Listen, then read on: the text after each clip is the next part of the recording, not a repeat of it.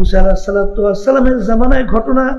বাজার হারে বড় লোক এক বাড়ির পাশে, হারে গরিব বেচারার বাড়ি। বাজার ঘরে কোনো খাবার নাই, বাচ্চাগুলা পেটের ক্ষুধায় চিল্লায়, মায়ের সামনে বাচ্চাগুলা ছটফট করে, মা সহ্য করতে পারে না বাচ্চাদের পেটের ক্ষুধার চিল্লানি। পাশের বাড়ি বড় লোকের বাড়ি যখন যাইয়া বলে, ভাই আমার বাচ্চাগুলা পেটের ক্ষুধায় মারা যাওয়ার পথে, খাবার দাও, বাচ্চাগুলাকে খাওয়াবো। ওই ব্যক্তি প্রস্তাব দিল, তুমি যদি আমার সঙ্গে অপকর্মে লিপ্ত হইতে পারো তাইলে এর বিনিময়ে খানা দেব। ওই আল্লাহর বান্দি চইলা গেল, যাইয়া দেখে বাচ্চাগুলো এখন শ্বাস টানতে পারে না, রুহটা বের হইবে। আরে দিক বিদিক না পাইয়া মায়ের সামনে বাচ্চা মারা যাবে, কোনো মা সহ্য করতে পারে না, পাগলের মতো হুশ হারাইয়া দৌড় মারল। দৌড় দিয়ে যাইয়ে বলে, তোমার প্রস্তাবে রাজি, আগে খাবার দাও, বাচ্চাগুলো বাঁচবে। যখন ওই আল্লাহর বান্দার সামনে অগ্রসর হইতেছে, ওই আল্লাহর বান্দির শরীরের ভিতরে থরথর করে কম্পন শুরু হয়ে গেল। তখন আল্লাহর বান্দা ডাক দিয়ে বলে, আল্লাহর বান্দি তুমি এরকম শরীর কেন থরথর করে কাঁপে? তখন সে আল্লাহর বান্দি ডাক দিয়া বলে, আল্লাহর ভয় আমার শরীরে থরথর করে কাঁপে। শুকরিয়া আদায় করতেছি মহান রব্বুল আলামিনের দরবারে। রব্বুল আলামিন ফিতনা ফাসাদের যুগে দুনিয়ার সমস্ত কাজ থেকে বিরত রেখে উলামায়ে কেরামদের মজলিস, জাকিরিন, শাকিরিন, সাদিকিন, অনেক আল্লাহর খাস বান্দারাই মজলিসের মধ্যে আছে, যাদের সঙ্গে সম্পর্ক রাখার জন্য আল্লাহ রাব্বুল আলামিন আপনাকে আমাকে হুকুম করছেন, ওয়া কুনু মাস সাদিকিন, তোমরা সাদিকিন বান্দাদের সঙ্গী হও। সাদিকিন বান্দাদের সঙ্গী হলে সোহবাতে সালেহ তোরা সালেহ কুনাদ, সোহবাতে তালেহ তোরা তালেহ কুনাদ। সৎ সঙ্গে স্বর্গবাস, অসৎ সঙ্গে স্বর্গবাস। এটা বাস্তবতা আছে না নাই? চোরের সঙ্গে কিছুদিন চলাফেরা করলে ওই লোকটার চরিত্র কিন্তু চোরের চরিত্রে চরিত্রবান হয়। দিনদার, জাকিরিন, নামাজি, তাদের সঙ্গে কিছুদিন উঠা বসা করলে দেখবেন সে কিন্তু নামাজি হয়। কথা ঠিক না? আমার দাদাজান রহমাতুল্লাহি আলাইহি, তার কাছে চরমনের একজন মুজাহিদ বলছিলেন, হুজুর আমার ছেলেটাকে এত চেষ্টা করি কিন্তু ও শুধু শব্দ বলে উলুলুলুলুলু, এত জিকির শিখাই কিন্তু ও জিকির করে না। তখন দাদাজান বলছিলেন, আপনার ঘর কোন জায়গায়? হিন্দু বাড়িদের পাশে? কলে জি হুজুর। কলে ওখান থেকে ঘর সরান, যেখান থেকে আজানের শব্দ শোনা যায়, আল্লাহর জিকিরের আওয়াজ পাওয়া যায়, কোরআনুল কারীমের তিলাওয়াতের শব্দ পাওয়া যায়, ওই জায়গায় নিয়ে ঘর বানান। আল্লাহর বান্দা ওখান থেকে ঘর সরাইয়া বানাবার পরেই কিছুদিন পরেই এখন সন্তান জিকির করে, লা ইলাহা ইল্লাল্লাহ, লা ইলাহা ইল্লাল্লাহ, লা ইলাহা ইল্লাল্লাহু মুহাম্মাদুর রাসূলুল্লাহ সাল্লাল্লাহু আলাইহি ওয়াসাল্লাম। কিতাবের ভিতরে আসছে, অসৎ কোন খারাপ চরিত্রের লোকদের সঙ্গে দোস্তি না বানাইয়া, বন্ধুত্ব না তৈরি করিয়া গর্তের ভিতর থেকে একটা বিষাক্ত সাপের সঙ্গে বন্ধুত্ব করো। কারণ বিষাক্ত সাপ যদি তোমাকে ধ্বংসন করে, তোমার যদি হায়াত না থাকে, ঈমান যদি থাকে, তুমি যদি মারা যাও, শহীদি দরজা পাইয়া বিনা হিসেবে বেহেশতে যাবা। আর অসৎ চরিত্রে একটা লোক যদি তোমাকে ধ্বংসন করে, তোমার ঈমানকে ধ্বংসন করবে, আর ঈমান হারা হইয়া দুনিয়ার থেকে বিদায় হইলে চিরতরে জাহান্নামে হয়ে যাওয়া। এখন আল্লাহ আপনাকে আমাকে হুকুম করছেন সাদেকিনদের সঙ্গী হও। যদি এখানে আমরা সাদেকিনদের সঙ্গী না হই তাহলে আল্লাহর হুকুম মানা হয়? হ্যাঁ, এটা হয় না। এর জন্য আমি আমার ভাইদেরকে বলবো, পরীক্ষা করে দেখেন, যারা সাদেকিন বান্দাদের সাথে সম্পর্ক রাখছে। গেছিলাম উত্তরবঙ্গে, একটা লোক এলাকার ভিতরে খুব প্রভাবশালী। তো এই যে জালেম সরকার, খুনি সরকার, তখন মাহফিলগুলো বিভিন্ন কায়দায় বন্ধ করার প্রচেষ্টা করছে না?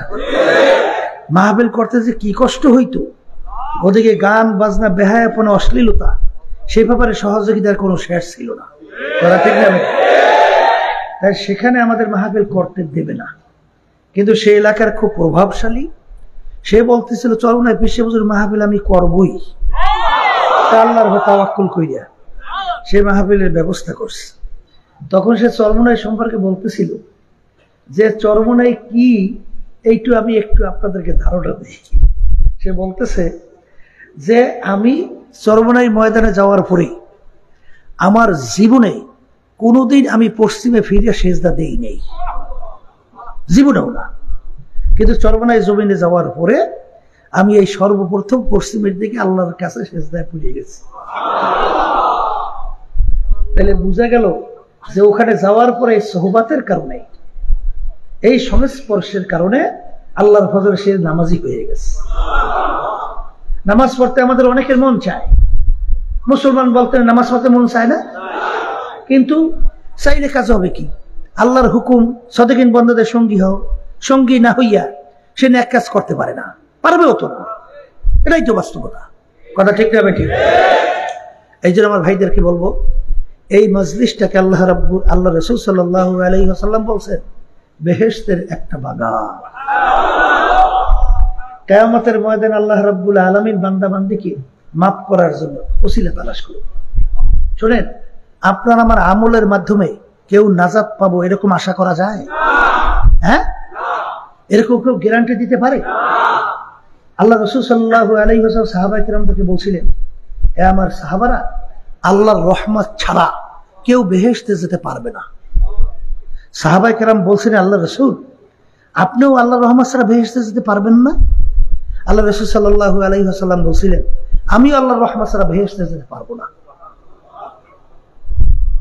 আল্লাহর রহমত যদি আসতে হয় তাহলে আল্লাহর হুকুম মানা লাগে না? তাহলে আল্লাহর রহমত আসে? কথা বলে না। এই মালিক কোন গোলামের প্রতি খুশি? গোলামকে যদি বলে ডানে যা, গোলাম যদি যায় বামে, বলে বামে যা, যায় ডাইনে, সামনে বলে পিছনে, বলে পিছনে সামনে, অর্থাৎ যা বলে উল্টা। এই গোলামের প্রতি মালিক খুশি? হ্যাঁ।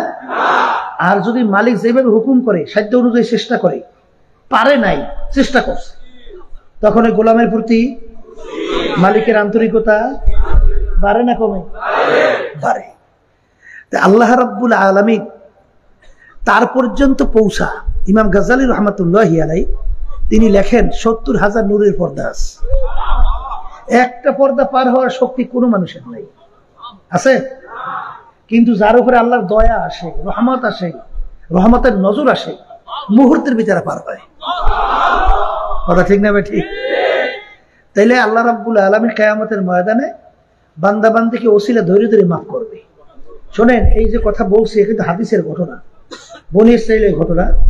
1000 বছর বান্দা ইবাদত করছে, আর দিনের রোজা রাখছে, রাত্রে তাহাজ্জুদের নামাজের ভিতরে দাঁড়াই ইবাদত করছে। কত বছর?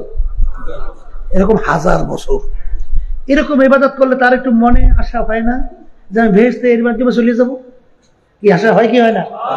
হাদিসের ভিতরে ঘটনা আল্লাহ রাসূল সাল্লাল্লাহু আলাইহি ওয়াসাল্লাম বয়ান করেন, কিয়ামতের ময়দানে আল্লাহ রাব্বুল আলামিন বান্দাকে যেখানে জাহান্নামের আগুন জ্বালাবে সেখানে দাঁড় করবে। আগুন জ্বালালে একটা ধাপ আছে না? তার ভিতরে আগুনের ধাপ পুষতে পুষতে কলিজা শুকাইয়া পানির জন্য অস্থির হইয়া চিৎকার করতে থাকবে। আল্লাহ হুকুম করে ফেরেশতাদেরকে, যাও পানি নিয়ে যাও। বান্দা যখন পানি পান করতে চাবে, 1 গ্লাস পানির বিনিময়ে ওই 1000 বছর ইবাদত করছে, ওই সব সওয়াব যদি তোমাকে দেয় 1 গ্লাস পানি দিও। ঘটনা তাই। বান্দা তো পানির পিপাসায় অস্থির, পানির জন্য চিৎকার, ফেরেশতা পানি নিয়ে পাশে যাবে, ভাই 1 গ্লাস পানি পান করার। বলে বিনামূল্যে পানি দিই না। মূল্য পাবো কোথায়? 1000 বছর দুনিয়াতে ইবাদত করছো না, সব সব যদি দাও বিনিময়ে 1 গ্লাস পানি। তাই যার যখন পিপাসা লাগে, রমজান মাসে একটু বোঝা যায়, গরমের দিনে এই রৌদ্র প্রচন্ড, ওদিকে মাঠে কাজও করছে, সুবহানাল্লাহ, মাগরিবের আগে আগে মনে হয় যেন পুষ্করি পানি সব খাইলেও পিপাসা মিটবে না। ঠিক কথা ঠিক নেবে, ঠিক বলছো? এখন বান্দা তো পানির জন্য চিৎকার পারবে, ভাই আমাকে এক গ্লাস পানি, বিনামূল্যে পানি দিই না। কি মূল্য? 1000 বছরের ইবাদতের সব। আমার জীবন বের হয়, তুমি তাড়াতাড়ি আমার এক গ্লাস পানি পান করো। যেই পানি পান করবে সব দেবে। আল্লাহ বলবে বান্দা দাঁড়াও, এক গ্লাস পানির বিনিময়ে দিয়েছো 1000 বছরের সব। আমি যে তোমার হাজার হাজার লক্ষ লক্ষ গ্লাস দুনিয়া পানি পান করাইলাম, এর বিনিময়ে আমাকে দেবা কি? বান্দা সেজদায় পড়ে কানে, মালিক তোমার রহমত ছাড়া উপায় নাই, যা তোরে মাফ করে দিলাম। তা আজকে যারা মাহফিলে আসছেন শোনেন, হাদিসের ভিতরে আসছে বান্দা মাফ করবে, এরকম কোন আমল বান্দার নাই। আল্লাহ বলবেন দেখো ফেরেশতারা, আমার বান্দা হক্কানি আলেমদের সঙ্গে এক দস্তারখানায় কখনো এই মজলিসে বসছে কিনা তালাশ করে বলবে রব্বুল আলামিন জীবনে একবার বসছে, যাই এই ওসিলে আমি ওকে মাফ করে দিলাম। আজকে যারা মাহফিলে আসছেন নিয়াজ যাদের সহি, আল্লাহ এই ওসিলে মাফ করতে পারে না? এই আশা তো বড়টাই রাখা লাগে। আসতে কয় আল্লাহ রাব্বুল আলামিন বন্দাবাদীর আশা অনুযায়ী তার ব্যবস্থা করবে না? কি কথা ঠিক না বে ঠিক? আশা তো বড়টাই রাখতে হবে, কথা ঠিক না বে ঠিক? তবে একটা কথা আছে, আবার আশায় পেট বাসাই দিয়েন না। এই আলী রাদিয়াল্লাহু তাআলা আনহু বলছিলেন, ঈমান কি জিনিস? আল ঈমানু বাইনাল খাউফি ওয়ার রাজা। ঈমান বলা হয় আশা এবং নৈরাশা। আশাও বড় থাকা লাগবে, আর ভয়ও প্রবল থাকা লাগবে। উমর ফারুক রাদিয়াল্লাহু তাআলা আনহু তিনি বলছিলেন, কিয়ামতের ময়দানে যদি এই ঘোষণা হয় আজকে সমস্ত লোক এই কোথায় যাবে? জান্নাতে। একটা লোক শুধুমাত্র জাহান্নামী। আল্লাহর রহমতের দিকে তাকাইলে আমার আশা হয় সেই লোকটা আমি উমরও হতে পারি, এত বড় আশা। আবার যদি কিয়ামতের ময়দানে এই ঘোষণা হয় সমস্ত লোক বেহেশতি, একটা লোক জাহান্নামী, আমার ভয় হয় সেই লোকটা আমি উমরও হতে পারি। যেরকম বড় আশা সেরকম বড় ভয়। এর মাঝখানের অবস্থানের নাম হইল ঈমান। নৈরাশা কিন্তু কুফরি। নৈরাশা কি? একেবারে নিরাশ হওয়া যাইবে না, মানে উপায়ই নাই না। আল্লাহ রাব্বুল আলামিন ঘোষণা করছে রহমানুর রহিম। রহমানুর রহিমের ব্যাখ্যার কোনো শেষ আছে? আসতে কর আছে কোনো শেষ? কোনো শেষ নাই। আশাও থাকা লাগবে, আবার কন ভয়ও থাকা লাগবে। এর মাঝখানের নাম কি? মাঝখানে অবস্থার নাম ঈমান। মাহফিলে যারা আসছেন আল্লাহ যদি কবুল করে, এই লক্ষ লক্ষ নেকি আল্লাহ আমলনামায় দান করবে। যারা আসে নাই, যে সেনা ঠকছে, আর যারা আমরা আসছি আল্লাহ রহমতে জিতছি, কথা ঠিক কিনা? কিন্তু বর্তমানে বস্তুবাদীর যুগ, আধুনিক যুগ, বৈজ্ঞানিকের যুগ, আবিষ্কারে বলতে শেষ যুগ। এই বাংলাদেশের মধ্যে দেখবেন মুসলমান সন্তান মুসলমানের ঘরে জন্মগ্রহণ কইরাও আমাদের এই কথাগুলো নিয়ে তারা কিন্তু টিটকারি মারে, হাসাহাসি করে, কথা ঠিক না? এরা আবার বলে কি জানেন, যা দেখি না দু নয়নে বিশ্বাস করি না গুরুর বচনে। অর্থাৎ বলতে চায় যা দেখিও না বিশ্বাসও করি না, বস্তুবাদী, নাস্তিক, কথা ঠিক না বেটি? তাই তোর রুহুটা কি তুই দেখছো? তাহলে তুই বিশ্বাস করে আমার যে রুহু আছে না? বিশ্বাস করে না? তাই সেই মালিক ভিতরে গোপনে রুহু রেখে হাঁটাইতে চলাইতে কথা বলাইতে পারে, সেই মালিক গোপনে কবরে আযাব দিতে পারে না? এই জোরে কান পারে কি পারে না? এই জন্য আমার ভাষানদেরকে বলবো, এই বস্তুবাদী দল নাস্তিকদের দলেরা, তাদেরকে আমরা পরিষ্কার ভাবে বলছি, তোমাদের সঙ্গে আমাদের কোনো ঝগড়া নাই, মারামারিও নাই, কাটাকাটিও নাই। কোরআনুল কারীম এখন আমাদের মাঝে আসতে কয় একদিন দুই দিন আগে নাযিল হইছে না প্রায় 1500 বছর। দুনিয়ার ভিতরে দ্বিতীয় কোনো বই কিতাব আছে যার শুরুতে কোনো লেখক চ্যালেঞ্জ করতে পারছে আমার কিতাবে বইতে কোনো ভুল নাই? পারছে? পারে নাই। একটাই কিতাব যার শুরুতে লেখা আছে যালিকাল কিতাব লা রাইবা ফীহি। আল্লাহর হাবিবের ভিতর থেকে আল্লাহ রাব্বুল আলামিন প্রায় 32-এর মতো মুজিজা প্রকাশ করাইছেন। তার ভিতরে সবচেয়ে বড় মুজিজা হলো কোরআনুল কারীম। সবাই জোরে বলেন সুবহানাল্লাহ। যে যতনি আবিষ্কার, কয়েকদিন আগেও এক বিজাতি মহিলা সূরা নমল নিয়া তিনি কি করছে, রিসার্চ করছে। রিসার্চ করার পরেই তিনি যাকে কোরআনুল কারীম যা বলছে তা ঠিক কালিমা পড়ে মুসলমান হয়ে গেছে। এই কিছুদিন আগে আমেরিকার একজন খ্রিস্টানদের পাদ্রী, ধর্মগুরু, তিনি যখন কোরআনুল কারীমে রিসার্চ করছে কালিমা পড়ে মুসলমান হয়ে গেছে। কানাডা টরন্টো ইউনিভার্সিটি প্রফেসর, তিনিও রিসার্চ করছে, কালিমা পড়ে মুসলমান হয়ে গেছে। আমেরিকার বৈজ্ঞানিকদের ভিতরে অনেক বৈজ্ঞানিক, ওই যে শোনেন নাই আল্লাহ নবী সাল্লাল্লাহু আলাইহি ওয়াসাল্লাম ইশারায় চাঁদ দুই টুকরো হয়ে গেছিল, মিলে চাঁদ হইছে, এইটা যখন তিনি রিসার্চ করছেন, তিনি তার ভিতরে নীল মাস্টার কালেমা পড়ে মুসলমান হয়ে গেছে।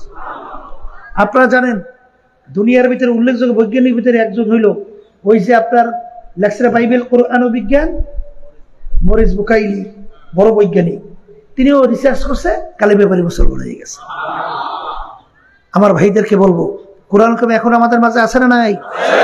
চ্যালেঞ্জের আয়াত যেরকম আছে, কাফেররা চেষ্টা কম করছে, হ্যাঁ, ভুল বের করার জন্য কম করছে চেষ্টা, কিন্তু ভুল বের করতে পারছে? বরঞ্চ যখন চ্যালেঞ্জ হইল, যালিকাল কিতাব লা রাইবা ফি, ভুল নাই, এই কিতাবের ভিতরে সন্দেহ নাই, কাফেররা মিটিং বসছে, ভুল বের করবে। যখন নাকি কোরআনুল কারীমের আয়াত মুসলমান দূর থেকে তেলাওয়াত করতে করতে যাইতেছে, কাফেররা বলতেছে চুপ করো তো, কিসের শব্দ শোনা যায়। যখন চুপ কইরা মুসলমান তেলাওয়াত করতে করতে চলে গেছে, তখন কাফেরদের লিডার বলতেছিল যে শোনো, এই মিটিং করিয়া লাভ নাই, এই যে কালাম, এ কোনো দুনিয়ার কালাম না, এই কথা কোনো দুনিয়ার মানুষের কথা না। এই জন্য আমার বাজানদেরকে বলবো, পর্দালে মা বোনরা যারা শুনতেছেন, কোরআন কারীম এখন আমাদের মাঝে আসে না নাই? চ্যালেঞ্জ রায়া, তাই যদি থেকেই থাকে, আমি আমার ভাইদেরকে বলবো, পর্দালে মা বোনরা যারা শুনতেছেন, দুনিয়াকে স্থায়ী না করে স্থায়ী, একটু আস্তে কর, হ্যাঁ, কেমন ক্ষণস্থায়ী? আল্লাহ রাসূল সাল্লাল্লাহু আলাইহি ওয়াসাল্লাম বুঝাতে যেয়ে বলছিলেন, আলী, ডান দিকে সালাম ফিরাইছো, বাম দিকে ফিরাইতে পারো কিনা? বাম দিকে সালাম ফিরাবার সময় পাও কিনা? এরকম ঘটনা বহুত। আমাদের সামনে একজন মুজাহিদ, এই যে পটুয়াখালী জেলা, এই থানার নামটা হয়েছে ভুলিয়ে গেছি হঠাৎ, সেই থানায় সে ফজর নামাজ পড়াইতে গেছে, ফজর নামাজ পড়ে ডানে সালাম ফিরিস, বামে ফিরাইতে পারে নাই। ওই মুরাদি ইউনিয়নের সদস্য সাহেব লোকজন নিয়ে মাহফিলে আসছে, এশার নামাজ 2 রেখা, তৃতীয় রাকাতে প্রথম নাজারি দ্বিতীয় সেজদায় গেছে, আর ওঠে নাই। শোনেন না কে কখন কোন সময় রওনা করবে জানা আছে? এই যে কয়েকদিন আগে এই যে বাংলাদেশের দ্বিতীয় স্বাধীনতা লাভ করলো 5ই আগস্ট, যেই ভবিষ্যৎ আমাদের প্রজন্ম সন্তানগুলো মেধাবী মেধাবী, এরকম যে তাদের ভবিষ্যৎ দুনিয়াটা আস্তে অন্ধকার হবে, এরকম লাশ হইয়া মাটিতে পড়বে, তাদের জানা ছিল? হ্যাঁ, এরকম হাজারের উপরে মানুষ মারা গেল, তাদের জানা ছিল যে আর দুনিয়ার এই আলো দেখতে পারবে না? তাই কে কখন কোন সময় কিভাবে রওনা করবে আমাদের কারো জানা আছে?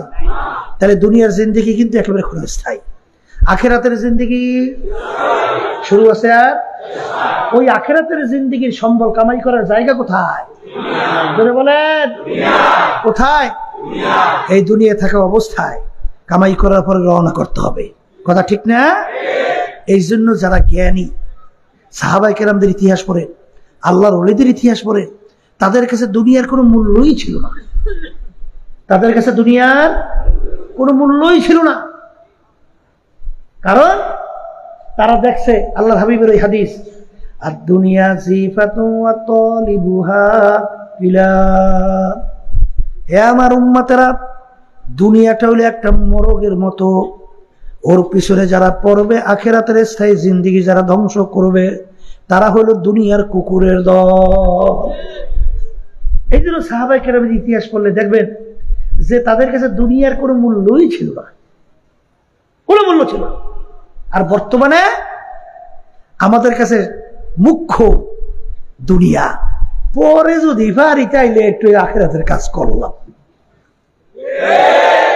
আমার দাদা রাহমাতুল্লাহি আলাইহি বলতেন, বাজান তুমি কিয়ামতের ময়দানে প্রথম চড়ে বেহেশতে যাবা, না কিছুদিন জাহান্নামের আগুনে জ্বলবা তারপর বেহেশতে যাবা? কিভাবে বুঝবা? তোমার সামনে দুইটা কাজ একত্রে, ওদিকে নামাজেরও সময় আসছে, দুনিয়ার একটা কাজ তোমার সামনে। এখন তুমি কোন কাজটাকে অগ্রাধিকার দাও? ওই সময় যদি তুমি আখিরাতের কাজকে অগ্রাধিকার দাও, দুনিয়ার কাজকে তুমি পরে করো, তাহলে আল্লাহর ফজল করমে আশা করা যায় প্রথম চলে বেহেশতে যাওয়া। আর যদি তুমি ওই সময় দুনিয়ার কাজকে অগ্রাধিকার দাও, আখিরাতের কাজকে পিছনে রাখো, আল্লাহ মাফ করে জানি না, হয়তোবা কিছুদিনই জাহান্নামের আগুনে জ্বলার পরে তারপরে বেহেশতে ঢোকা লাগে নাকি? কি জোরে বলেন? কথা ঠিক বলছি না ভুল বলছি? এই জন্য আমার বাজানদেরকে বলবো, এই আল্লাহ রাব্বুল আলামিন তোমাকে আমাকে ওই সত্য কালামের ভিতরে বলেন, তোমাদের ইমানের ধরনটা কেমন হবে, বিশ্বাসটা কেমন হবে? আমিনু কামা আমানান নাস। সাহাবায়ে কেরামদের যেভাবে বিশ্বাস ছিল, যেভাবে ইমান ছিল, তোমাদের ইমানের ধরন এইভাবে হওয়া লাগবে। সাহাবায়ে কেরামদের ইমানের ধরন কেমন ছিল আর আমাদের ইমানের অবস্থান কি, এইটা একটু মাপ পাল্লাই দিয়ে ওজন দেওয়া লাগে না? কি জোরে বলে? কথা ঠিক না ভাই? ঠিক কি লাগে? কি লাগে না? আর এই সত্য কালামের ভিতরে আল্লাহ রাব্বুল আলামিন বলছেন, ওয়ালা নাবলুওয়ান্নাকুম, অবশ্যই অবশ্যই তোমাদেরকে আমি পরীক্ষা করব। কি করবে? এই পরীক্ষা যে করবে, পরীক্ষায় যদি আপনি ভালো পাস না করেন, ভালো সার্টিফিকেট পাওয়া যায়? তাই দুনিয়ার ভিতরে আল্লাহ স্বাধীনতার ভিতরে ফেলাইয়া তোমাকে আমাকে পরীক্ষা করবে না? টাকার বস্তা ফেলাইয়া। কির বস্তা? ক্ষমতার বড় বড় পদের অপর প্রস্তাব। কি এই এমপি বানাবো, কয়জনের যে ইমান টেকবে মাওলাই ভালো জানে। এই চেয়ারম্যান বানাবো, কয়জন ইমান যে টেকবে আল্লাহ ভালো জানে। এই যদি নাই হইতো, তাহলে এই যে কিছুদিন আগে জালেমরা গেল, ডাইরেক্ট অন্য দেশের দালালি করে আমাদের দেশটাকে ধ্বংস করে দেয়, সব টাকা বিদেশে পাচার করছে, হাজার হাজার মানুষ গুম করছে, খুন করছে। এই কিসের জন্য? ক্ষমতা। এই দুনিয়ার জন্য না, ক্ষমতার জন্য না। এজন্য বলে কথা ঠিক না ভাই? হ্যাঁ, তাহলে কয়জনের যে ইমান টেকবে আল্লাহ ভালো জানে। তবে এই জন্যই আল্লাহ রাসূল সাল্লাল্লাহু আলাইহি ওয়াসাল্লাম দোয়া শিখাইছেন সুন্নাত, রব্বানা লা তুযিগ কুলুবানা বা'দা ইয হাদাইতানা ওয়া হাব লানা মিন লাদুনকা রাহমা ইন্নাকা আনতাল ওয়াহ্হাব। হে আমার মালিক, আপনি আমাকে ঈমান নসিব করার পরে আপনি আমাকে গুমরা কইরেন না, আপনি আমাকে ধ্বংস কইরেন না। এই দোয়া করার জন্য আল্লাহর কাছে বারবার, এটা সুন্নাত, এই দোয়া বেশি বেশি করতে হয়। কথা ঠিক কিনা? এই জন্য আমার বাচ্চাদেরকে বলবো, পর্দালে মা বোনরা যারা শুনতেছেন, কোরআনুল কারীম সত্য, আর কোরআনুল কারীম যে সত্য, তাহলে এই কোরআনুল কারীমের ভিতর থেকে আমি যে প্রথম আয়াত শরীফ তেলাওয়াত করে আপনাদেরকে শুনাইতেছিলাম, বেহেশতে যাওয়ার জন্যে, জাহান্নাম থেকে বাঁচার জন্যে আমরা আল্লাহর রহমতে এই মাহফিল আসছি না? জোরে বলেন কি? কোন আশায় আইছি? বেহেশতে যাব, জাহান্নাম থেকে বাঁচবো। কথা ঠিক কিনা? তাই বেহেশতে যাইতে হইলে, জাহান্নাম থেকে বাঁচতে হইলে দুইটা কাজ করা লাগবে। জোরে বলেন কয়টা? মুখস্থ করেন। এক নম্বর, ঈমান আনা লাগবে। বলেন কি আনা লাগবে? এই ঈমান একটা আরবি শব্দ, বাংলা অর্থ হলো বিশ্বাস। বাংলা অর্থ কি? এই বিশ্বাসটা আবার তিন জিনিসের সমন্বয়, মুখে স্বীকার করা, অন্তরে বিশ্বাস করা, কাজে প্রমাণ করে দেখানো। কথা ঠিক কিনা? এই অন্তরে মুখে স্বীকার করে আল্লাহ কয়জন? অন্তরে, কাজে। আচ্ছা পাইলাম, তিনটা যখন এক হইছে ইমানদার। ক্ষমতার মালিক কে? আল্লাহ। অন্তরে, আল্লাহ। কাজে, আল্লাহ। বাস আলহামদুলিল্লাহ, ইমানদার। আইন দেওয়ার মালিক আল্লাহ না, আমেরিকার আব্রাহাম লিঙ্কন, ভারতের জওহরলাল নেহরু, তাহলে মাওসুতুল লেনিন, কার্ল মার্কস? হ্যাঁ, আইন দেওয়ার মালিক কেডা? ওদিকে তো নামাজও পড়ি, রোজাও তো রাখি, হজও তো আদায় করি। হাদিসের ভিতরে আছে অনেক মুসলিম নামাজ পড়ে ইমান নাই। কি নাই? আমরা বলছি যে আইন দেওয়ার মালিক আল্লাহ।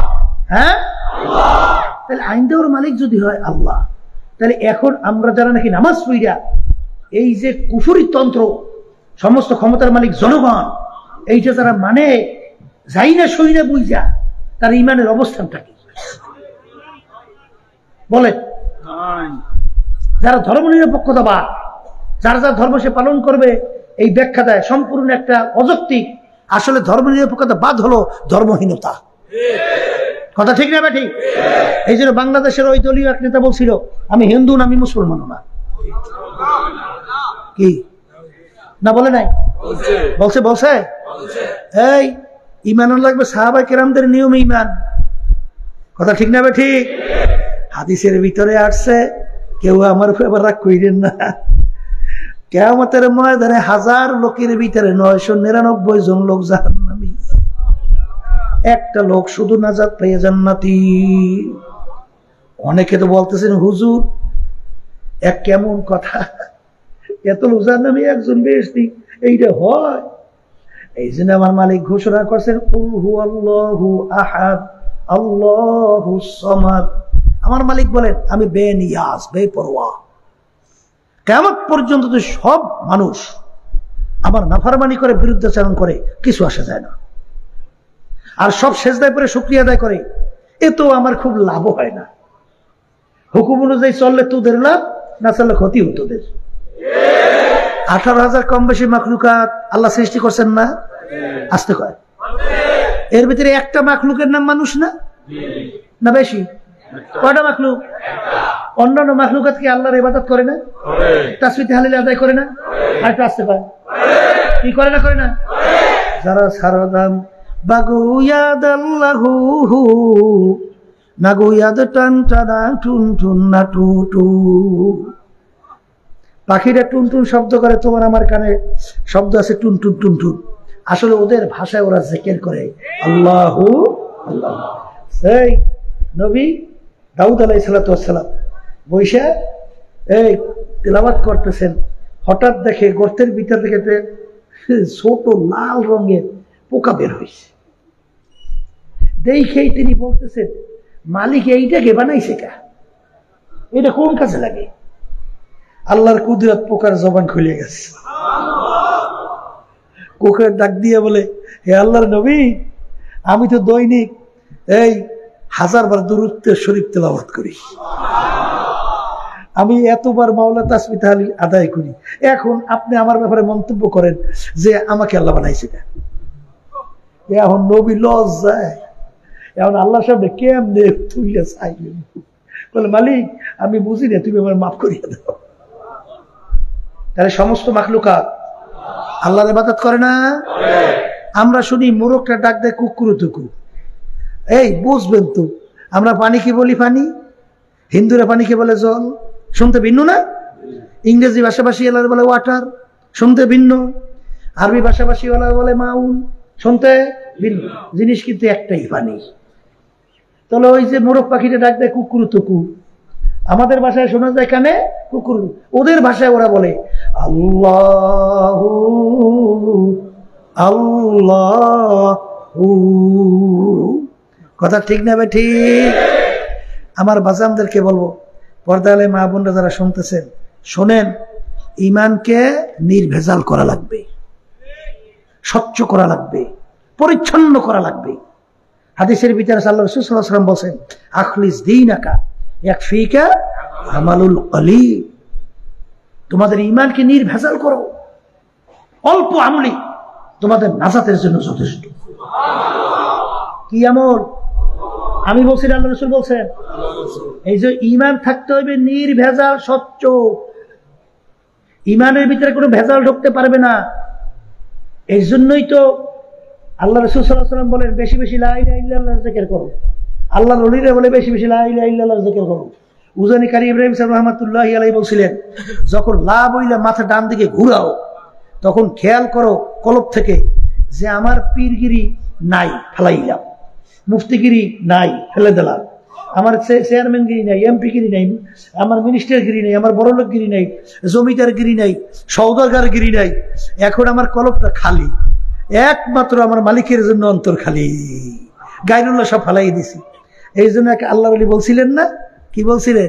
হর তামান্না দিল সে রুখসাত হো গাই, হর তামান্না দিল সে রুখসাত হো গাই, আব তো আজা আব তো খিলওয়াত আ গাই।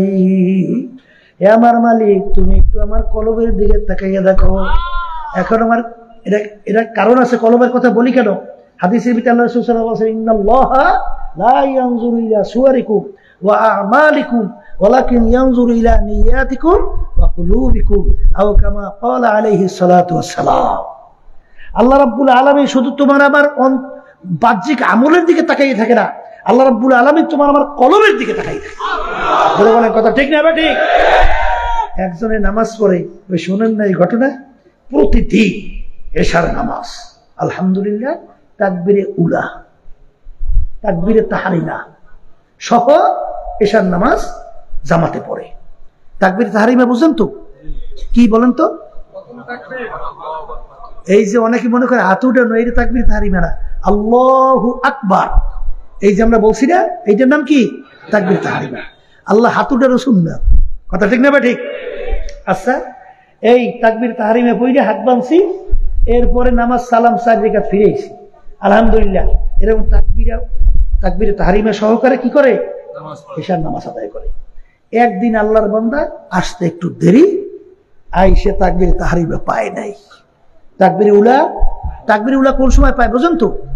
জামাতে নামাজে দাঁড়াইছে, ইমাম সাহেব সানা করে না, ওই এর মধ্যে যদি আপনি নিয়াত বানতে পারেন তাকবীরে উলা পাইছেন। আর যদি কেরাত শুরু করিয়ে দেয় তখন আর তাকবীরে উলা পান নাই। এখন সে তাকবীরে উলা পায় নাই, এখন নামাজের পরে এত কান্না শুরু করছে, মানে অস্থির কাঁদতে কাঁদতে। এখন মুসল্লিরা এসে বলতেছে, ভাই আপনি তো সবসময় তাকবীরে তাহরিমা তাকবীরে উলা সহকারে নামাজ পড়ে, আজকে পারেন নাই, আপনি যে আফসোস করছেন, আল্লাহ আপনাকে সওয়াব দান করবে। ভাই আপনি একটু এখন কি হন, একটু শান্ত হন। তখন সে বলতেছে, ভাই আমি তো সওয়াবের আশায় কান্দি না। বলতে আপনি কান্দেন কেন? বলে আমি কান্দি, আমি সারাদিন দোকানদারি করি। সারাদিন কি করি? দোকানদারি কইরা নিরিবিলি মনে সময়ই পাই না। তো ওই নামাজে এশারের সময় যখন তাকবীরে উলা আমি দাঁড়াই, এখন 4 রাকাতের ভিতরে আমার হিসাব নিকাশ সব 4 রাকাতের ভিতরে আমার সুন্দর মিলানো হয়ে যায়।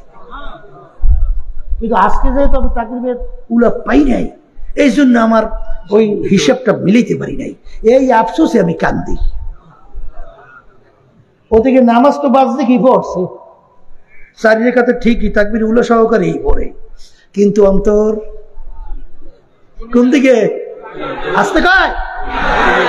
এই জন্য হাদিসের ভিতরে আছে এরকম 2 রাকাত নামাজ যদি জীবনে পড়া যায়, তাকবীরে উলা থেকে শুরু করে সালাম ফিরান পর্যন্ত মুহূর্তের জন্য তোমার দিলটা এদিক ওদিক ঘুরে নাই, দিলটা আল্লাহ মুখী হয়ে আছে, এরকম 2 রাকাত নামাজ বেহেশত ওয়াজিব, জাহান্নাম হারাম। আর পুরা 2 রাকাত নামাজের ভিতরে বা 4 রাকাত নামাজের ভিতরে মুহূর্তের জন্য যদি দিল খুশু হুজুরি কলব যদি তৈরি না হয়, তোমার নামাজই হবে না, তোমার নামাজই হবে না। এই জন্য এই নামাজ এই হুজুরি কলব সহকারে পড়ার জন্যই তো আল্লাহর জিকির করা লাগে। আসতে কয়। বর্তমানে এক শ্রেণী আছে আল্লাহর জিকির তো করেই না, বরং তারা আল্লাহর জিকির করে দেখতেই পারে না। আসতে কয়। আবার এক শ্রেণী বাইরেছে, নাউজুবিল্লাহ, আল্লাহ মাফ করে দেন, বলে আমার আল্লাহ অন্ধ নাকি যে তাকে জোরে জোরে ডাকা লাগবে? নাউজুবিল্লাহ। আবার এক শ্রেণী বাইরেছে, নাম বলা দরকার নাই, বুঝিয়ে লইবেন। বলতে আছে, আমরা বসে বসে বলি না, সুবহানাল্লাহ সুবহানাল্লাহ সুবহানাল্লাহ, এই জিকির করেন না করেন না? অর্থ কি? আল্লাহ পবিত্র। আবার কর আল্লাহ। এখন আমি বারবার বলতেছি আল্লাহ পবিত্র, আল্লাহ পবিত্র, আল্লাহ পবিত্র। ওরা বলে যে যেরকম একটা ছেলে যদি বসে বলে আব্বা আব্বা আব্বা, বসে জিকির করে। তাইলে বাপ কি কইবে? ওরা মাথা খারাপ হইছে, ওরা মাথা খারাপ, তাড়াতাড়ি নিয়ে মেন্টাল হসপিটাল পাবনায় ভর্তি কর। নাউজুবিল্লাহ কর। নাও, কত সুন্দর যুক্তি মিলেছে দেখছেন। আচ্ছা বলি তো, বেশি জিকির করতে বলছে কে? আল্লাহ এবং আল্লাহ রসুল বেশি বেশি জিকির করতে বলে নাই? না আমি বলছি? না কোনো পীর বলছে? না কোনো মুফতি বলছে? তাহলে বেশি বেশি জিকির করার জন্য বলছেন আল্লাহ। এই উদাহরণ যদি কেউ এর সঙ্গে মিলায়, তাহলে আল্লাহ এবং আল্লাহ রসুলের হুকুমের বিরুদ্ধে চালন হয় না? যাই না সই না যদি এই ধরনের কথা মন্তব্য করে কাফের। যেটা বলে কথা ঠিক না ঠিক? পাগলামি মনে করছে, হ্যাঁ পাগলামি। বেশি বেশি আমরা জিকির করতেছি সুবহানাল্লাহ, আল্লাহ কি? তাহলে আমরা এটা বেশি বেশি কেন বলি? এই আল্লাহু আকবার, আমরা বেশি বেশি আল্লাহর জিকির করি সুবহানাল্লাহ, আল্লাহ পবিত্র। এই পবিত্র নাম বারবার বারবার বারবার নেওয়ার দ্বারা তুমি আর আমি মানুষ যে গুনার মাধ্যমে কলব অপবিত্র হয়ে গেল, ওই পবিত্র নামের গুণে আল্লাহর ফজল করবে তুমি আর আমি অপবিত্র মানুষ পবিত্র হইয়া যাব। অপবিত্র কি হবে? পবিত্র হবে। দরকার আছে না নাই? আমি বাজানদেরকে জিজ্ঞেস করি, রাগ করবেন না, খুশু খুজু হুজুরি কলব এইটা তৈরি করার জন্য জিকির আল্লাহর বেশি বেশি না করলে এই অন্তর তৈরি হয়? এটা কোনোদিন হয়?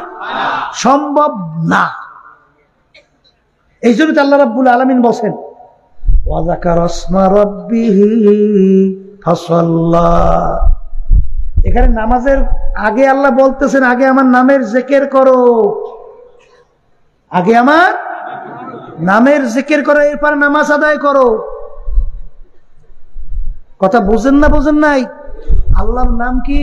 আল্লাহ আল্লাহ আল্লাহ আল্লাহ আল্লাহ আল্লাহ আল্লাহ আল্লাহ। কি কথা ঠিক না বেঠি? আল্লাহর নাম যে আল্লাহ, তার নামের ভিতরে প্রমাণ। হিন্দুরা বলে ভগবান, হিন্দুরা কি কয়? খ্রিস্টানরা কয় গড, আবার ঈশ্বর। কথা ঠিক না বেঠি? বাজান ভগবান যদি গ বাদ দেন থাকে কি? গবান। আর আল্লাহ বুঝায় অন্য অর্থ হয়ে যায় না? কথা কয় না? এই যদি গ বাদ দেন বান মানে বন্যা, আর থাকে দেন বা বাদ দেন থাকে ন মানে নাই। কথা ঠিক না ভাই? ঠিক। এরকম দেখবেন প্রত্যেকটার কিন্তু স্ত্রীলিঙ্গ হয়। এই ভগবানের ভগবতী, গড গডেস, ঈশ্বর ঈশ্বরী, কিন্তু আল্লাহর কোন স্ত্রীলিঙ্গ না। সবাই বলেন সুবহানাল্লাহ। আসলে কেউ বাড়ি করতে পারে নাই। আর আল্লাহর প্রত্যেকটা অক্ষর ছাড়িয়ে দিলে আল্লাহ কি বোঝায়? আল্লাহ। আলিফ বাদ দেন থাকে কি? লিল্লাহ। লিল্লাহি মা ফিস সামাওয়াতি ওয়াল আরদ। কেডা? কাকে বুঝাইছে?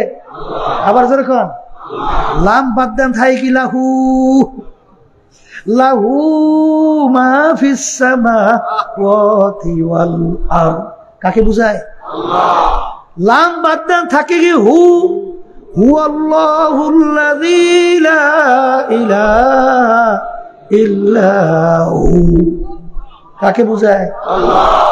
এই জন্য ওয়া যাকারা ইসমা রাব্বিহি ফাসাল্লা। আগে আমার মালিকের নামের জিকির করো, এরপরে নামাজ আদায় করো। যেই আল্লাহর বান্দা বান্দি আমার মালিকের নামের জিকির করবে, এরপর যখন নামাজের ভিতরে দাঁড় হয়, তখন ওই নামাজের ভিতরে স্মরণ কার আসে? একটু আস্তে কর। কার আসে?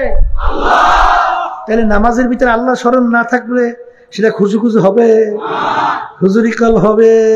হ্যাঁ, আলী রাদিয়াল্লাহু তাআলা আনহু বাজান যুদ্ধের ময়দানে পায়ের ভিতরে তীর ঢুকলে এমন বিষাক্ত, হাত কাছেও নেওয়া যায় না। তীরের ব্যথায় জোরে জোরে চিল্লাইয়ে ওঠে, আল্লাহ রাসূল সাল্লাল্লাহু আলাইহি ওয়াসাল্লাম বলেন, আলী যখন নামাজের ভিতরে দাঁড় হবে তখন তার তীরটাই না খুইলা ফেলল। এগুলা কিন্তু বুঝবার জিনিস, কিন্তু বুঝাবার জিনিস না। আলী রাদিয়াল্লাহু তাআলা আনহু নামাজে দাঁড় হইয়া গেল, সাহাবায়ে কেরাম তীর ধইরা টানে, আলী রাদিয়াল্লাহু তাআলা আনহুর কোনো খবর না। হাত দিয়া টাইনা তীর খুলতে পারে না, দাঁত দিয়া কামড়াইয়া তীর টাইনা খুইলা ফেললো। সালাম ফিরাইয়া দেখে তীর জায়গায় দেখা যায় না। বলে, আমার তীর কোথায় গেল?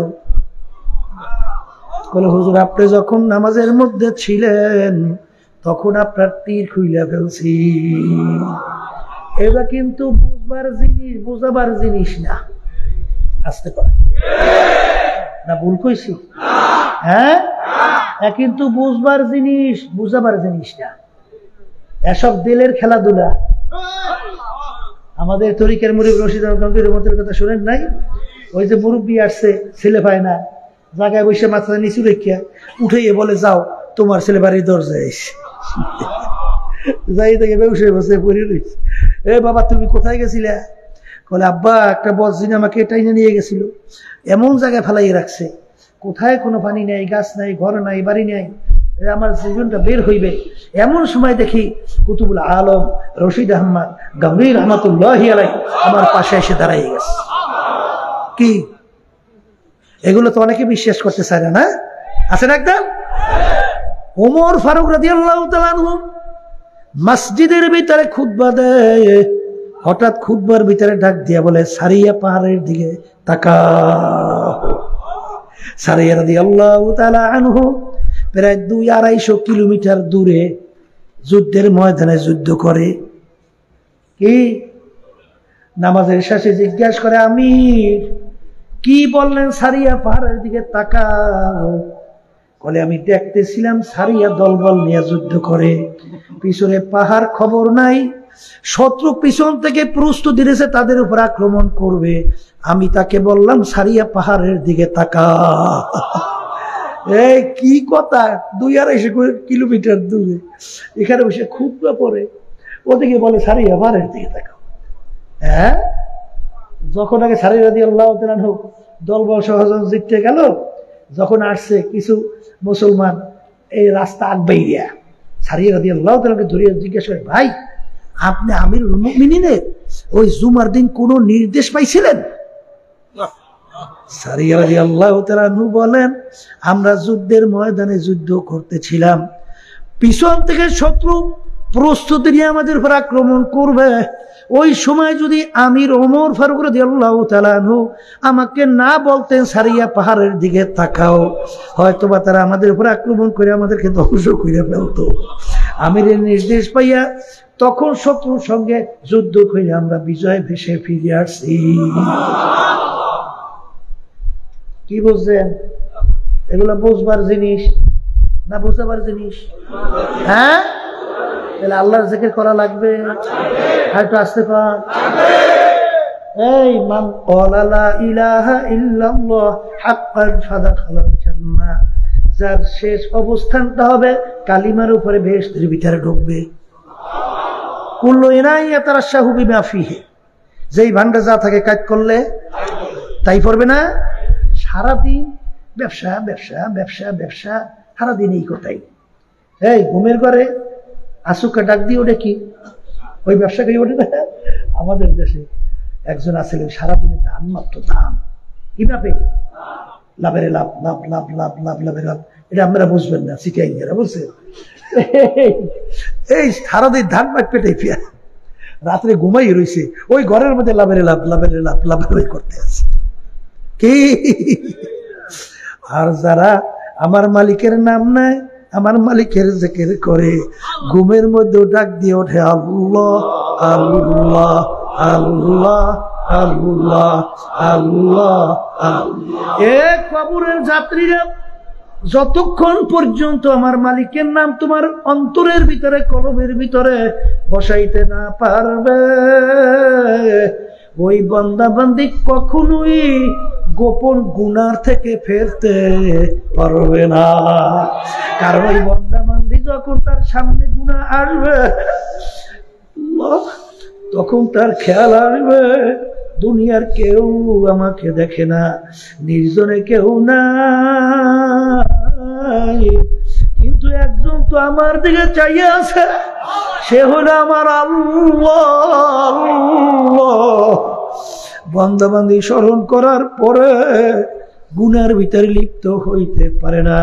মুসা আলাইহিস সালামের জামানায় ঘটনা, বাজার হারে বড় লোক এক বাড়ির পাশে, হারে গরিব বেচারার বাড়ি, বাজান ঘরে কোনো খাবার নাই, বাচ্চাগুলা পেটের ক্ষুধায় চিল্লায়, মায়ের সামনে বাচ্চাগুলা ছটফট করে, মা সহ্য করতে পারে না বাচ্চাদের পেটের ক্ষুধার চিল্লানি। পাশের বাড়ি বড় লোকের বাড়ি যখন যাইয়া বলে, ভাই আমার বাচ্চাগুলা পেটের ক্ষুধায় মারা যাওয়ার পথে, খাবার দাও, বাচ্চাগুলাকে খাওয়াবো। ওই ব্যক্তি প্রস্তাব দিল, তুমি যদি আমার সঙ্গে অপকর্মে লিপ্ত হইতে পারো তাইলে এর বিনিময় খানা দেব। ওই আল্লাহর বান্দি চইলা গেল, যাইয়া দেখে বাচ্চাগুলো এখন শ্বাস টানতে পারে না, রুহটা বের হইবে। আরে দিক বিধি না পাইয়া মায়ের সামনে বাচ্চা মারা যাবে, কোন মা সহ্য করতে পারে না, পাগলের মতো হুশ হারাইয়া দৌড় মারল। দৌড় দিয়ে যাইয়ে বলে, তোমার প্রস্তাবে রাজি, আগে খাবার দাও, বাচ্চাগুলো বাঁচবে।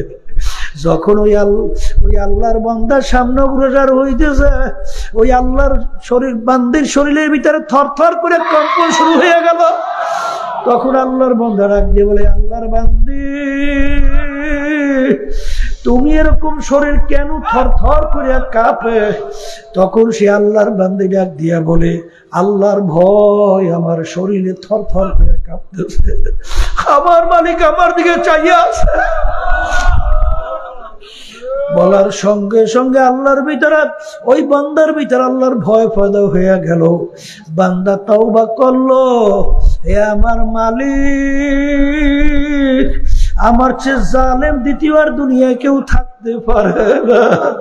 তুমি আমাকে নেয়ামত, এত সম্পদ দান করছো, তুমি তো আমাকে গরিব বানাইতে পারতা, তুমি আমাকে নেয়ামত দান করছো, আরে এত নেয়ামত পাইয়া আমি তোমার নাফরমানি করি, তোমার শুকর গুজুর বান্দা হই নাই।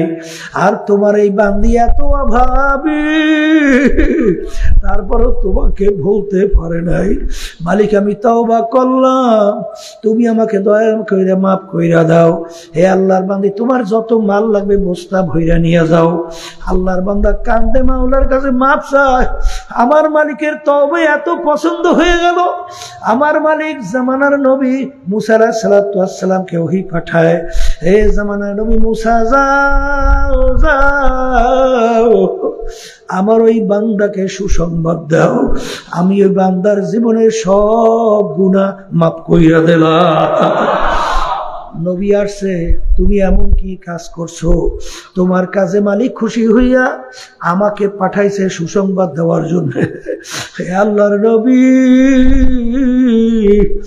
এই এই ঘটনা এইভাবে আমি তওবা করছি, এই জন্য আমার বাজানদেরকে বলবো, বাজান আল্লাহর ভয় ভিতরে পয়দা না হইলে, আল্লাহর নাম ভিতরে যদি পয়দা করতে না পারো, ওই বান্দা-বান্দি কখনোই গুনাহ থেকে ফিরতে পারবে না। বাজান রে, এই কলবকে ঠিক করার জন্য, আল্লাহর ভয় ভিতরে পয়দা করার জন্যই এই যে আল্লাহর ওলিরা তোমার আমার জন্য ঔষধের ব্যবস্থা কইরা গেছে। এই আমাদের তরিকার নাম হলো চিশতিয়া সাবিরিয়া তরিকা। বাজান কোনো দলাদলি বুঝি না, কোনো পীর বুঝি না, কোনো উস্তাদ বুঝি না, কবরে কিন্তু কোনো দলাদলি নাই, কবরে কিন্তু কোনো পরিচয় নাই। কবরে যদি কেউ পরিচয় দাও, আমি চরমনায়ের মুরিদ, আমি চরমনায়ের মুহিব্বিন, এই পরিচয় কিন্তু কবরে কোনো কাজ হবে না। আমি সারসিনার, আমি সুন্নি, আমি ওয়াহাবি, আমি অমুক, এই পরিচয় কিন্তু কবরে চলবে না। বাজান কবরে সবার জন্য প্রশ্ন তিনটা, মান রব্বুকা ওমা দীনুকা ওমান নাবিয়ুকা। এই তিন প্রশ্নের ভিতরে কোথাও কিন্তু নাই তুমি চরমনাই, না তুমি জৌনপুর, না তুমি ফুরফুরা, না তুমি আওয়ামী লীগ, না বিএনপি, না জাতীয় পার্টি, তুমি পীর না মুরিদ, তুমি মুফতি না মুহাদ্দিস না ইমাম, এই পরিচয় কিন্তু কবরে নাই রে বাজার। যদি থাকতো আল্লাহ রাসূল সাল্লাল্লাহু আলাইহি ওয়াসাল্লাম দুনিয়া থাকা অবস্থায় তার কলিজার টুকরা সন্তান ফাতিমা রাদিয়াল্লাহু তাআলা আনহা তাকে ইঙ্গিত করে বলছিলেন, ইয়া ফাতিমা তুনকিজি নাফসাকা মিনান নার, ও ফাতেমা রে, দুনিয়া থাকা অবস্থায় নিজে আমল করো, জাহান্নামের আগুন থেকে বাঁচো। ও ফাতেমা, এর পর অন্ধকার কবরে যাই আসো। ফাতেমা যদি কবরে এই পরিচয় দাও, আমি আখিরি জামানার নবীর মেয়ে। আল্লাহ রাসূল বলেন, ফাতেমা রে, এই পরিচয় কবরে কোনো কাজ হবে না। এ কবরের যাত্রীরা ফাতেমা রাদিয়াল্লাহু তাআলা আনহা ইন্তেকালের পরে, কবর দেওয়ার পরে আবু যর গিফারি রাদিয়াল্লাহু তাআলা আনহু কবরকে লক্ষ্য করে বলতেছিলেন, হে কবরে মাটি, সাবধান, বেয়াদবি কইরো না। তোমার গর্ভে কাকে রাখছি জানো? হাসান হোসাইনের আম্মাকে তোমার গর্ভে রাখলাম। আলী কাররামাল্লাহু ওয়াজহু তার স্ত্রীকে তোমার গর্ভে রাখলাম। সরদারে দোজাহান মুহাম্মাদুর রাসূলুল্লাহ সাল্লাল্লাহু আলাইহি ওয়াসাল্লাম তার কলিজার টুকরা সন্তান ফাতেমাকে তোমার গর্ভে রাখলাম, বেয়াদবি করিও না। আমার মালিকের হুকুমে কবরে মাটি জবান খুইলা গেল। কবরে মাটি ডাক দিয়ে বলে, আবু যর গিফারি, আমার কাছে কার মেয়ে, কার আম্মা, কোন বংশের, কার স্ত্রী, এই পরিচয় আমার কাছে কোনো কাজ হবে না। যে আমার কাছে ভালো ব্যবহার নিয়ে আমল নিয়ে আসবে, সে একমাত্র আমার কাছে ভালো ব্যবহার পাবে। খারাপ আমল নিয়ে যদি আমার গর্ভে আসে, দুই পাশ থেকে এমন ভাবে চাপ মারব, এক পাথরে হাত দিয়ে অন্য পাথরের মধ্যে মিশিয়ে দেব। আমার কাছে কোনো খাতির হবে না। বাজান আমার আব্বাজান রাহমাতুল্লাহি আলাইহি, তিনি চরমনাইর ময়দানে বলছিলেন, এখনো মনে আছে, হে চরমনাইর মুজাহিদ, হে তামাম দুনিয়ার মুহিব্বিন যারা আমাকে মহব্বত করো, আরে আমার জন্য অনেকে জান দেওয়ার জন্য প্রস্তুত, কিন্তু আমি ফজলুল করিম চিন্তা ভাবনা করে দেখছি, আমি যদি দুনিয়া থেকে বিদায় নিয়ে মাটির গর্ভে কবরে চইলা যাব, আমারে তোমরা যদি ফুলের মালা একটার পর একটা গাইথা আমার কবর ভইরা রাখো, আর আমার মালিক, আমার মাশুক, আমার মাহবুব, আমার মাওলা যদি আমাকে কবরে মাফ না করে, ওই ফুলের মালা আমার কিছু আসে যায় না। আর যদি আমার তোমরা জুতার মালা একটার পর একটা গাইথা আমার কবর ভইরা রাখো, আর আমার মালিক যদি আমাকে কবরে মাফ কইরা দাও, ওই জুতার মালা আমার কিছু আসে যায় না। এই যে আমার ভাইদেরকে বলবো, পর্দারে মা বোনদেরকে বলবো, কার কখন কোন সময় কিভাবে ডাক আসবে আমার জানা নাই, তোমারও জানা নাই। বাজান, যাদের ভিতরে আমার মাওলার ভয় পয়দা হয়, যাদের ভিতরে আমার মাওলার মোহাব্বত পয়দা হয়, ওই আল্লাহর বন্দী জীবন গেলেও কোনোদিন হারামের ভিতরে লিপ্ত হইতে পারে না। পরের মাল ঠগাইয়া নিজের সম্পদ বাড়ানোর চিন্তাও থাকতে পারে না। ব্যবসার ভিতরে ধোকাবাজি কইরা কোনোদিন সম্পদ গুছাবার তালে থাকতে পারে না। চাঁদাবাজি, টেন্ডারবাজি, বিভিন্ন ঘুষ সুদ খাইয়া সম্পদ বাড়ানোর চিন্তাও থাকতে পারে না।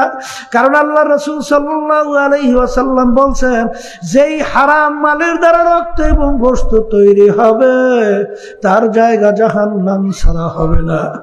এ দুনিয়াদার পাগল, কোন সম্পদের পিছনে পড়লা, কোন সম্মানের পিছনে পড়লা, কোন দলের পিছনে পড়লা? মাঝে মাঝে একটু চক্ষু বন্ধ করো, মুরাকাবা করো। বাজান, খোদা না খাস্তা আমার মালিকের হুকুম অনুযায়ী, আল্লাহর হাবিবের তরিকা অনুযায়ী নিজের জীবনকে না চালাইয়া, যদি ঈমানকে মজবুত না কইরা মৌতের বিছানায় যদি শুইয়া বসো, আজরাইল সালাতু ওয়াস সালাম আসবে, মাথা তার আসমানে, পাও তার জমিনে, এক হাত মাশরিকে এক হাত মাগরিবে। আল্লাহ আমাদের সবাইকে মাফ কইরা দিয়ে। ইব্রাহিম আলাইহিস সালামের সঙ্গে একদিন আজরাইল আলাইহিস সালামের সঙ্গে দেখা। ইব্রাহিম আলাইহিস সালাম বলে, ভাই আজরাইল, তুমি নাফরমানের জান কোন সূরাতে কবজ করো, আমাকে একটু দেখাও। নবী সহ্য করতে পারবেন না, বেহুশ হইয়া যাবেন। আমার মালিক যদি জিজ্ঞেস করে, আমার হাবিবকে, আমার বন্ধুকে কেন বেহুশ করলা, কি উত্তর দেব? আমি মালিকের সঙ্গে বুঝবো, আমাকে একটু দেখাও। নবী পাহাড়ের দিকে তাকা। যখন পাহাড়ের দিকে তাকাইলো, নবী একটা চিৎকার মারিয়া বেহুশ হইয়া গেল।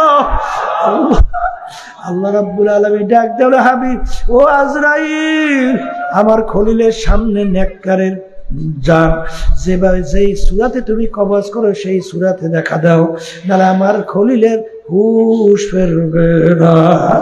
আজরাইল সালাম আসবে, মাথা আসমানে, পাও জমিনে, মাশরিকে আর মাগরিবে দুই হাত, দিঘির মতো নীল রজ্ঞের মতো দুইটা চক্ষু, বাজান সমস্ত শরীরের ভিতরে লম্বা লম্বা কালো কালো কতগুলো পশম, প্রত্যেক পশমের গোড়া দিয়ে আগুনের জিহ্বা বাইরেতে থাকবে। আল্লাহ, আপনি আমাকে, আমাদের সবাইকে মাফ কইরা দিয়ে। চক্ষু গোড়াইয়া ওই অবস্থা দেখে নাফরমানের রূহ তো আর বের হইতে চাইবে না। 360টা মাকামের ভিতরে পালাপালি শুরু করবে। আজরাইল সালাতুল্লাহ সালাম বলবে, ওরে খবিস, দুনিয়াতে স্বাধীনতা পাইয়া আরে আমার মালিকের সমস্ত নেয়ামত কইরা আর ধরাকে সরাজ্ঞান মনে করো নাই। এখন হুকুম হয়ে গেছে আমার মালিকের তোকে ধৈর্য নেওয়ার জন্য, 1 মিনিট আগে পরে হবে না। এই কথা বলে যখন রুহটাকে খপ কইরা ধরবে, ধৈর্য টান মারবে, কলিজার রগগুলো ছিঁড়া ছিঁড়া নিয়ে যাবে। আল্লাহ, এখন দুনিয়ার হালাত তাকাইয়া দেখো। আল্লাহ আল্লাহ, রুহ তন সে উড় গায়ে মুর্দা কি হালাত ক্যা হুয়ে। এখন তাকাইয়া দেখো, কই তোমার টাকার গরম, কই তোমার সম্মানের গরম, কই এখন সাদা 3টা কাপড় দিয়া প্যাচ দিছে মাথার ভিতরে, মাজার ভিতরে, পায়ের মধ্যে, কেমনে তোমাকে প্যাকেট করে ফেলাইয়া রাখবে। কই তোমার টাকার গরম? সন্তান যদি দিনদার না হয়, বাংলাদেশের ভিতরে বড় ধনী ব্যাংকার মারা যাওয়ার পরে ওই বাপের লাশ নিয়ে গ্যারেজের ভিতরে, গাড়ির ভিতরে ফেলাইয়া রাখলো। 2 সন্তান বাপের রাইখে দেওয়া সম্পদ নিয়ে মারামারি কাটাকাটি করে, বাপের দাফন কাফনের কোনো ব্যবস্থার খবর নাই। উইলা ওঠা শুরু করলো, এলাকার লোকজন সাদা দইরা দাফনের ব্যবস্থা করছে। বাংলাদেশে অনেকই ঘটনা জানেন বাজার। কার জন্য জীবন শেষ করো হে কবরের যাত্রীরা? আল্লাহু আকবার। আল্লাহর হাবিবের অল্প বয়সে তার দাড়ি মুবারক পাইকে গেল, পিঠ মুবারক গুজা হয়ে গেল। সাহাবায়ে কেরাম বলে, আল্লাহর রাসূল, এত অল্প বয়সে আপনার দাড়ি মুবারক কেন পাকলো, পিঠ মুবারক কেন গুজা হইল? আল্লাহর হাবিব বলেন, ও আমার সাহাবারা, কথার কথা আমি যা দেখি তোমরা দেখো না, আমি যা শুনি তোমরা শুনো না। কুরআনুল কারীমের মধ্যে আমার মালিক বেনামাজি, হারামখোর, সুদখোর, ঘুষখোর, বেপরদায় চলন না বেরোজগারদের ব্যাপারে, আরে হারামখোরের ব্যাপারে যে আযাব ও গজবের ঘোষণা দিয়েছে, ওই 1 সেকেন্ড আযাব সহ্য করার শক্তি দুনিয়ার কোন মানুষের নাই। আমার উম্মত কিভাবে ওই জাহান্নামের আগুনে জ্বলবে, এই চিন্তায় সেটা আমি রসুলের দাড়ি পাইকে গেল, পিঠ গোজা হয়ে গেল।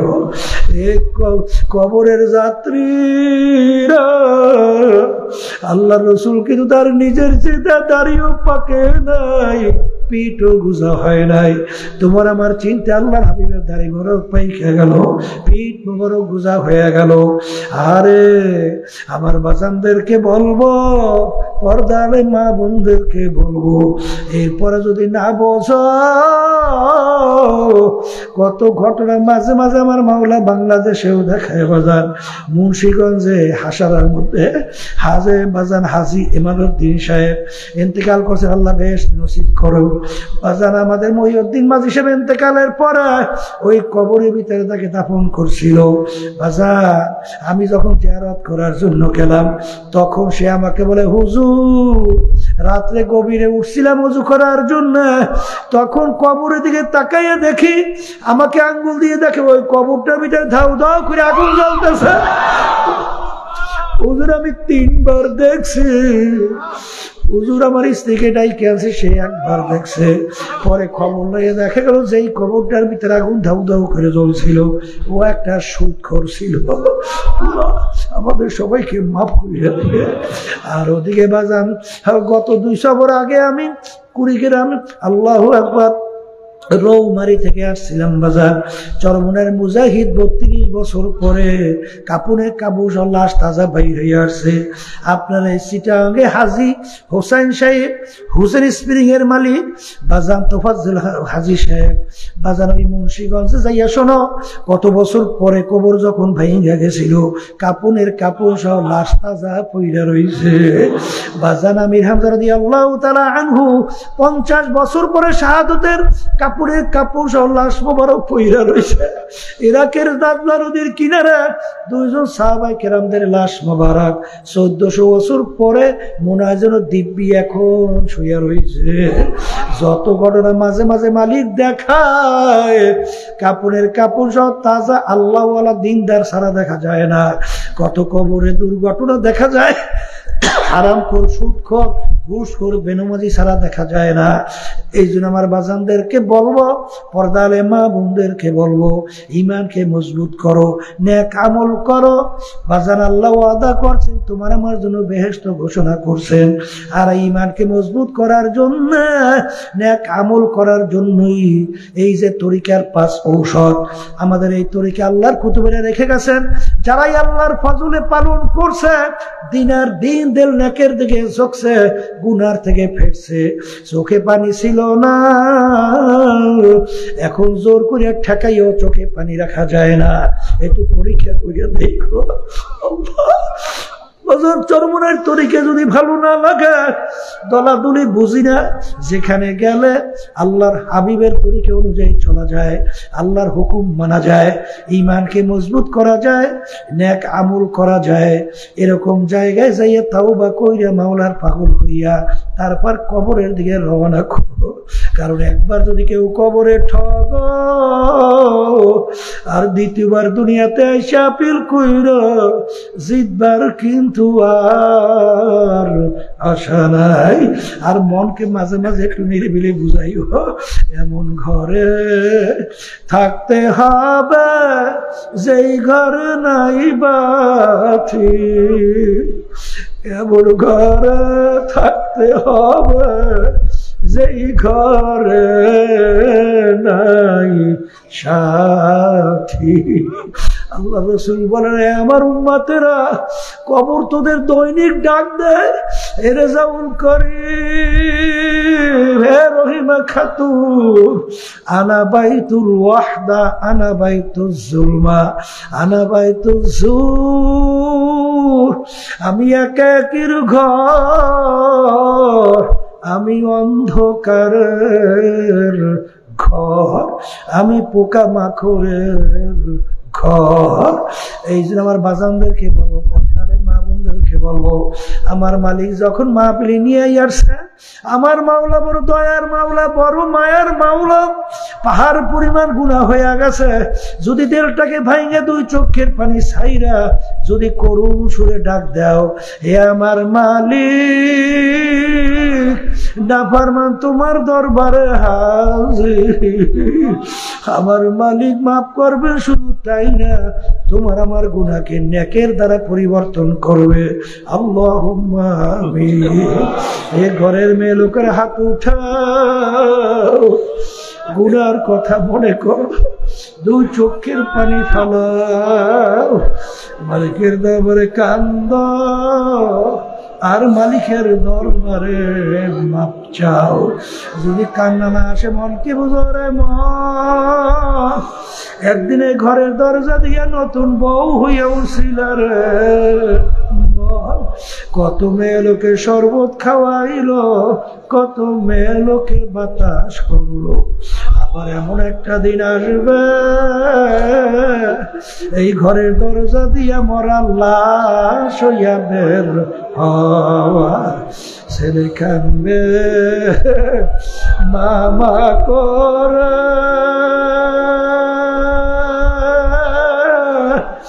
মেয়ে কানবে মামা করে, জবাব তো আর দিবা না। আল্লাহ আল্লাহ, আপনি তো মাঠের দিকে চাইয়া দেখে আল্লাহ তার বান্দারা কিভাবে কান্দে। আমাদের ছেলেও মরে নেই, মেয়েও মরে নেই, গুনাহ করে বসি রে, মাফ করে দেন গো মাওলা, মাফ করে দেন। আল্লাহর বান্দারা জোর করে কান্দে রে, জোর করে কান্দে। সন্তান মারা গেলে চোখে পানি আসে, সম্পদ নষ্ট হয়ে গেলে চোখের ভিতরে পানি আসে। তোমার আমার গুনার কারণে জাহান্নামের আগুন জ্বলছে, জাহান্নামের আগুন চোখের পানি ছাড়া ঠান্ডা হবে না। আল্লাহ যাদের উসিলায় মাহফিল হইল, যারা মাহফিলের জন্য চেষ্টা কারণে সাহায্য করলো, আমরা যারা মাহফিলে উপস্থিত হয়ে গেলাম, আমাদের সবার উপরে খাস মেহেরবানি নাজিল করেন আল্লাহ। আল্লাহ আমরা হাত তুলছি জানি না এই উপস্থিত কার আম্মা, কার আব্বা, কার আত্মীয় স্বজন অন্ধকার কবরে শুয়ে আমাদের দিকে চেয়ে রয়েছে। আমরা দোয়া করলাম দয়া মায়া করে আপনি তাদের কবরকে বেহেশতের বাগান বানায় দেন আল্লাহ। ইয়া আল্লাহ, ইয়া আল্লাহ, ইয়া আল্লাহ।